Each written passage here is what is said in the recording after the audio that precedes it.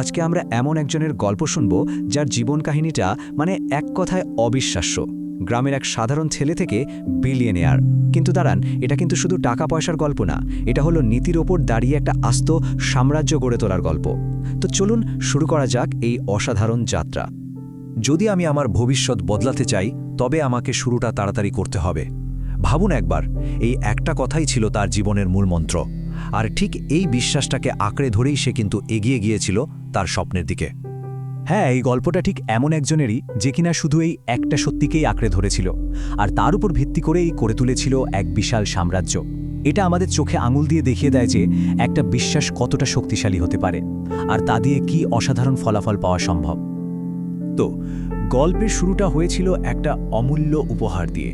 চলুন এই পর্বে আমরা তার শৈশবে ফিরে যাই আর জানার চেষ্টা করি সেই অদেখা উত্তরাধিকারের কথা যা তার ভবিষ্যতের ভিতটা গড়ে দিয়েছিল। কি ছিল সেই অমূল্য উপহার? জানেন, মূল্যবোধ। হ্যাঁ, ঠিকই শুনছেন। চরম দারিদ্র্যের মধ্যে থেকেও তার পরিবার হয়তো তাকে টাকা পয়সা দিতে পারেনি, কিন্তু এমন কিছু দিয়েছিল যা যে কোনো সম্পদের চেয়েও অনেক বেশি দামি, একটা শক্ত নৈতিক ভিত্তি। এরপর তার জীবনে আসে কঠিন সময়, আর এই কঠিন পরিস্থিতি কিন্তু তার চরিত্র আর কাজের নীতিকে আরও অনেক বেশি মজবুত করে তুলেছিল। ভাবা যায়, ক্লাস 5-এ পড়ে একটা বাচ্চা যখন তার অন্য বন্ধুরা মাঠে খেলতো, তখন সে কাজ করত। তার লড়াইটা যে কত অল্প বয়স থেকে শুরু হয়েছিল তা এখান থেকেই বোঝা যায়। কাজটা কি ছিল? একটা ছোট্ট রেস্তোরাঁয় টেবিল পরিষ্কার করা, বাসন মাজা। আর সবচেয়ে কষ্টের ব্যাপার হলো চারপাশে এত ভালো ভালো খাবারের গন্ধ, অথচ অনেক দিন তাকে খালি পেটেই ঘুমোতে যেতে হয়েছে। সারা দিনের এই কঠিন পরিশ্রমের পর রাতের বেলা সে কিন্তু দমে যেত না। একটা টিমে আলোর নিচে বসে পড়াশোনা চালিয়ে যেত। ভাবুন তো একবার, এই কঠিন বাস্তবতার মধ্যেও শেখার প্রতি তার কি প্রচণ্ড নিষ্ঠা ছিল। কিন্তু কেন এত কষ্ট? কিসের জন্য? কারণ তার মনে একটাই বিশ্বাস ছিল, শিক্ষা। শিক্ষাই তাকে এই অবস্থা থেকে বের করে আনতে পারে। পড়াশোনাটা তার কাছে কোনো বোঝা ছিল না, ছিল মুক্তির একমাত্র রাস্তা। এরপর তার জীবনে আসে একটা বিরাট মোড়, এমন একটা সময় যখন সে আর শুধু অন্যের জন্য কাজ করার মধ্যে থেমে থাকেনি, নিজের ভাগ্য নিজে গড়ার সাহস দেখিয়েছিল। তার এই কাজগুলো কিন্তু খুব নীরবে চলছিল। সে ছোটদের টিউশনি পড়ানো শুরু করে, আর সেখান থেকে যা আয় হতো তা খুব গুছিয়ে বই কেনার জন্য আর পরিবারের পেছনে খরচ করত। সবচেয়ে বড় ব্যাপার কি জানেন? সে কখনো কোনো অভিযোগ করত না, ভাগ্যকেও দোষ দিত না, শুধু চুপচাপ সততার সাথে নিজের কাজটা করে যেত। ক্লাস 12, ঠিক এই সময়টাতেই তার ভাবনার জগতে একটা বড় সড় পরিবর্তন আসে।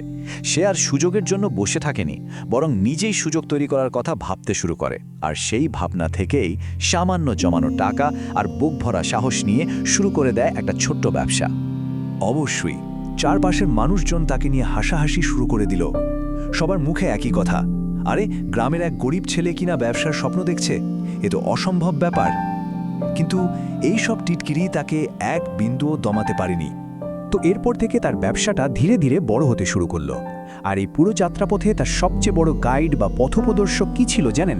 তার সেই অটুট নীতি। তার মনে সবসময় একটা কথা গাঁথা ছিল, ভুল পথে যে সাফল্য আসে তা বেশি দিন টেকে না। আর এই কারণেই জীবনে অনেক ব্যর্থতা এসেছে, অনেক রাত না ঘুমিয়ে কেটেছে, কিন্তু সে কোনোদিনও কোনো শর্টকাটের পথে যায়নি। একবার তার পুরো যাত্রাটা দেখুন। ক্লাস 5-এ বাসন মাজা থেকে শুরু, তারপর হাই স্কুলে টিউশনি, ক্লাস 12-এ এসে নিজের ব্যবসা শুরু করা, আর তারপর MBA শেষ করে একটা আস্ত সাম্রাজ্য গড়ে তোলা।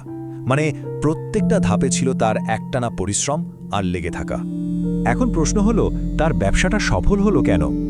উত্তরটা খুব সহজ, কারণ মানুষ তাকে বিশ্বাস করতে শুরু করেছিল। সে ছিল সৎ, নিজের কর্মীদের সে পরিবারের মতো দেখত, আর কাস্টমারদের দিত প্রাপ্য সম্মান। আর এই বিশ্বাসটাই হয়ে উঠেছিল তার ব্যবসার সবচেয়ে বড় মূলধন। টাকা তো আসছিলই, কিন্তু তার চেয়েও বড় কথা হলো সম্মানটা এসেছিল আগে। তার কাছে ভালো নাম বা সম্মানটা সবসময় টাকা পয়সার লাভের চেয়ে অনেক বেশি দামি ছিল।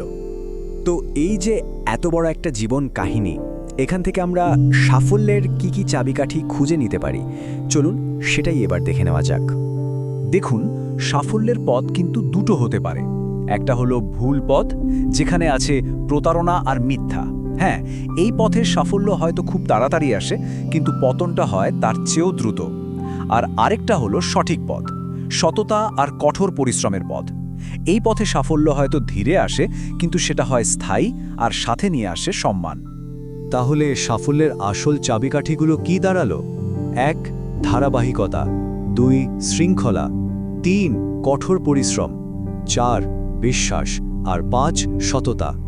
এগুলো কিন্তু বেরু কয়েকটা শব্দ না, এগুলোই হলো দীর্ঘস্থায়ী সাফল্যের আসল ভিত্তি। শেষ পর্যন্ত তার পরিচয়টা শুধু একজন বিলিয়নিয়ার হিসাবেই থেমে থাকেনি, সে হয়ে উঠেছিল কোটি কোটি মানুষের জন্য এক অনুপ্রেরণা। তার আসল সম্পদ টাকা পয়সা ছিল না, ছিল তার জীবন দর্শন।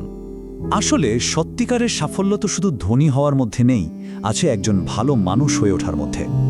এই গল্পটা আমাদের সবাইকে একটা প্রশ্ন করে যায়, আমাদের নিজেদের সাফল্যের ভিত্তিটা কিসের উপর দাঁড় করানো উচিত?